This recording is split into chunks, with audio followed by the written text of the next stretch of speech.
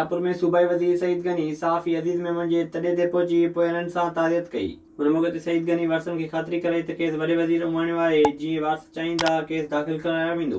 हुन चयो त मुलविस जवाबदारनि ख़िलाफ़ कार्रवाई थींदी, क़ातिलनि खे वाइको कयो वेंदो। सईद गनी मक़तूल साफ़ी जी औलाद खे मुआवज़े जी ख़ातिरी कराईंदे चयो त हू यतीम ॿारनि जी तालीम लाइ बि वॾे वज़ीर खे चवंदो। सूबाई वज़ीर तॾे ते DIG नवाब शाह खे फ़ोन करे वारसनि जी मर्ज़ीअ मूजिबि केस दाख़िल करण जी पिणु हिदायत कई। कोठीअ में छिते कुते 5 ॿारनि खे ॾाढे ज़ख़्मी करे छॾियो। सुभानअल्लाह कॉलोनी जे 5 ॿारनि खे हिक ई छिते कुते ॾाढे ज़ख़्मी कयो। कुते ॾाढल ॿारनि खे वारस कोटली जे बिलावल इस्पताल आंदो, जिते संदनि मरहम पटी करे वैक्सीन कई वई। ज़ख़्मी ॿारनि में मेराज सूमरो, रहमान, उम्मे फरवा, हसनैन अली ऐं फरहान शामिल आहिनि। शहदादपुर जी मंगणार बिरादरी नींगर सां मुबैना ज़्यादती कंदड़ जवाबदार जी गिरफ़्तारी जो मुतालबो कयो आहे। साजिद अली मंगणार वरगला नींगर इम्तियाज़ खे उताक ते वठी जिनसी ॾाढे जो निशानो बणायो।